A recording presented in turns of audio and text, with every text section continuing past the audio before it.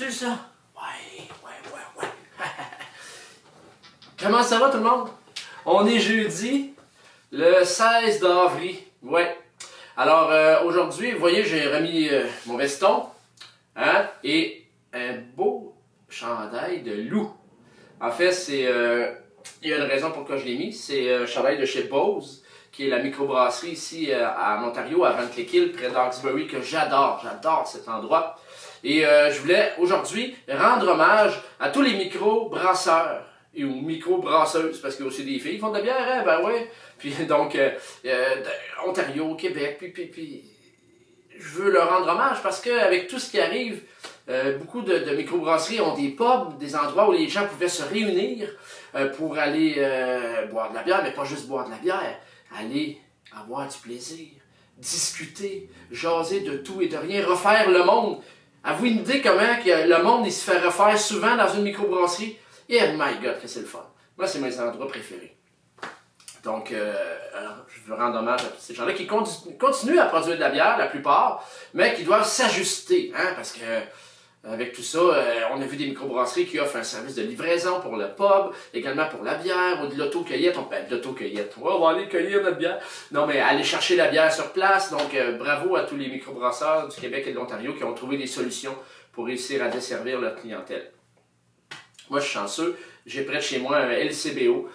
Donc, il y a des bonnes bières de microbrasserie ontarienne. Alors, j'y vais. Je fais la ligne, puis je rentre, puis je vais en chercher de temps en temps. Donc, puis c'est ça. Alors, je veux rendre hommage à ces personnes-là. Moi, dans la région d'où je viens, en Mauricie, on a le Trou du Diable, qui est un excellent pub aussi, que j'adore aller. Saint-Tite, mon village natal, la gang de la microbrasserie à l'affût. Je voulais aussi mon chapeau. Ça a parti tout petit, ça. Puis je dis souvent la blague. Une chance que quand j'étais plus jeune, il n'y avait pas ça à Saint-Tite. Parce que je serais parti, pas sûr que je serais parti de Saint-Tite, il y avait eu la microbrasserie à l'affût. Mais fait que c'est ça, ben, je suis content parce que ça a mis Saint-Tite sur la map autre chose que le Festival Western. Autre parenthèse, le Festival Western, on a annoncé hier que l'édition de cette année est reportée à l'année prochaine. Donc, mon cœur est aussi pour les gens de Saint-Tite parce que vous n'avez pas idée au niveau financier comment le Festival Western de Saint-Tite apporte aux gens de Saint-Tite. Moi, mon père a eu pendant des années une crêperie, la crêperie des Dalton, pendant les festivals western, et c'est une source de revenus incroyable.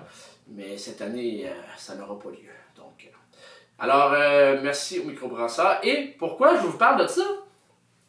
Ben, je l'avais promis.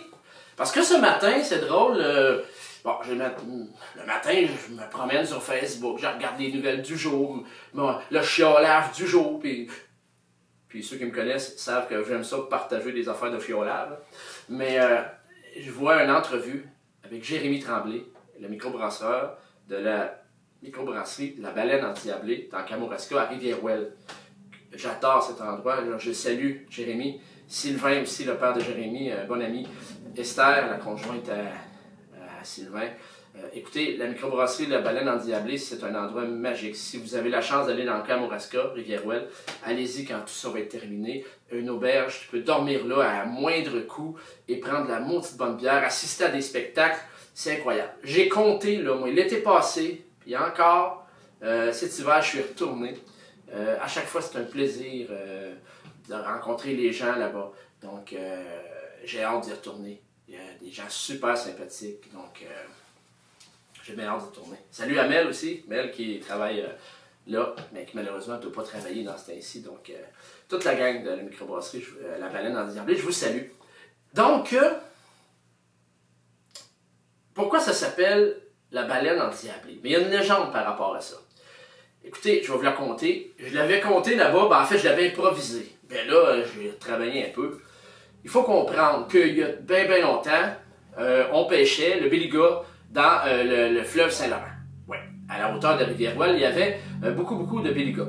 Donc, pourquoi on les chassait? Pas parce qu'on aimait spécialement le beluga, là, puis qu'on mangeait du beluga, tout ça. Non, c'est parce que les pêcheurs du coin avaient remarqué qu'il y avait moins de saumon. Parce que, qu'est-ce qu'ils mangeaient, les belugas? Le saumon.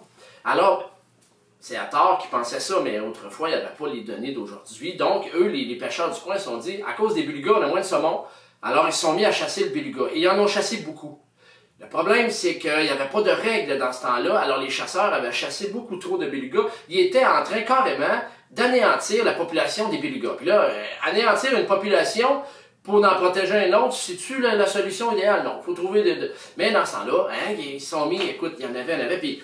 Et là, ça faisait des fêtes, même, pour célébrer la chasse aux belugas, les gros trophées, puis écoute, un gros trophée de chasse, puis là, qui en avait tué le plus? Puis là, ben, écoute, ils laissaient même les carcasses de belugas sur le bord du fleuve, à Rivière-Ouelle, dans ce coin-là.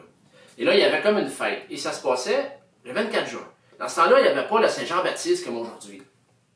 Alors, le 24 juin, c'est le début de l'été, on fête ça en grand, hein, puis là, les pêcheurs, ça devait jaser puis se vanter. Moi, je vais ramasser tant de belugas, ils prenaient peut-être de la bière en même temps, qui sait, hein. Alors là, à un moment donné, la nature se venge, toi. Parce que toutes les carcasses de belugas, là, mais un soir, justement, de Saint-Jean-Baptiste, le 24 juin, là, pas encore le Saint-Jean-Baptiste, mais un soir de célébration du 24 juin, pour célébrer la chasse aux belugas. Écoute, il y a eu, le temps s'est mis à devenir gris foncé. Là. Pas gris pâlette, là, non, gris foncé, quasiment noir. Il s'est mis à vanter. Tous les pêcheurs étaient sur le bord, puis ça célébrait avec les carcasses de belugas, tout ça. Écoute, le vent se met de la partie, des tornades ici, le vent. Et là, à un moment donné, on a vu une immense vague. Écoute, on n'avait jamais vu une grosse vague de même là, et là, la vague, ben là, le monde a eu peur. C'est tous les pêcheurs et les chasseurs de belugas, et écoute, ça s'est tout reculé, ça a eu peur, mais cette vague-là est venue chercher toutes les carcasses de belugas qui traînaient sur le bord du fleuve. Et là, quand la vague les a ramenés dans le fleuve, on aurait vu apparaître sur le dessus de cette grosse vague-là qui s'en retournait, ben plein de belugas, des fantômes de belugas, qui étaient chevauchés par des diables, puis qui venaient faire peur à tout le monde. Ben ça, on dit que c'est la nature qui est venue passer un message. Lâchez les belugas. Ben depuis ce temps-là, le monde a commencé à avoir peur. Quand on voyait des vagues arriver, on était sûr que c'était la mer, le fleuve, qui venait nous ramasser, puis nous faire peur. Ben écoute, depuis ce temps-là, ils ont arrêté la chasse aux belugas. L'homme a compris qu'il fallait qu'il se laque un peu parce que sinon il aurait anéanti toute la population de belugas du fleuve Saint-Laurent. Ben, ça a appris que la nature s'en mêle, puis le diable aussi peut-être, parce qu'on dit qu'on a vu des diables chevaucher les belugas. Mais en tout cas, le monde a eu peur. Ben, tu savais que cette histoire-là, ben, la microbrasserie, la baleine endiablée, ben, elle s'appelle comme ça à cause que, dans le fond, à Rivière-Ouelle, où elle est, c'est près de là, l'auberge n'est pas sur le bord du fleuve. On s'entend là, puis si vous y allez, soyez pas déçus, elle n'est pas sur le bord du fleuve. Non, non, c'est magnifique le paysage autour. Le fleuve, il n'est pas loin. J'y étais en auto, ça prend même pas 5 minutes, tu es rendu au fleuve. J'avais été voir justement l'espèce de pointe là, où on chassait le beluga. Donc, toujours est-il, moi je le sais, peut-être pas tout le monde qui le sait, mais pourquoi ça s'appelle la baleine endiablée? Parce que Sylvain Tremblay puis Jérémy Tremblay, ils cherchaient un nom pour leur auberge puis leur microbrasserie. Il y a eu plein de noms qui ont sorti. Mais à un moment donné, c'est venu tout seul.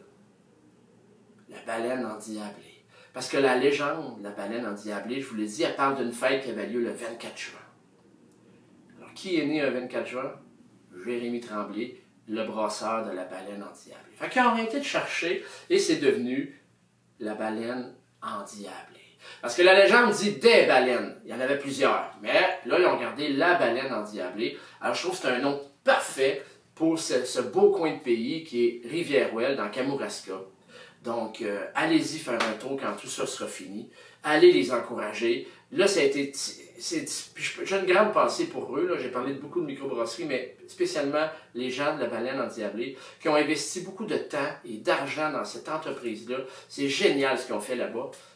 Alors, j'espère que tout va bien aller avec cette pandémie. Alors, levez-vous les coudes après. Puis je te le dis, Sylvain, écoute-moi, tu as besoin d'aide quand ça va réouvrir, tout ça, tu le sais, tu m'appelles. C'est 5 heures de route, tu le sais que j'ai pas peur d'aller faire de la route. J'embarque dans mon char, me mettre de la musique au fond, Léon, puis j'arrive, puis je vais te faire un spectacle de contes et légendes, bénéfices, s'il faut.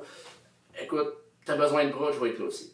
Donc, merci encore une fois, Sylvain Tremblay et Jérémy de m'avoir inspiré ma capsule d'aujourd'hui. Je vous souhaite une belle soirée. À la prochaine.